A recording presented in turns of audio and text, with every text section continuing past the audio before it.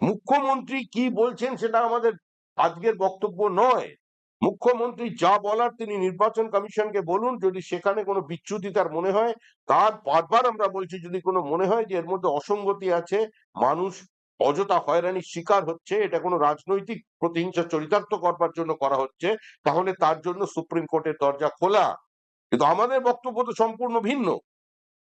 আমাদের কর্মীরা বিএলএ এর কাজ করছে, তারা বুথে কাজ করছে, তারা তাদের অবজেকশন কে রেজিস্টার কেন করতে পারবে না? কেন ফর্ম 7 অ্যাকসেপ্ট হবে না?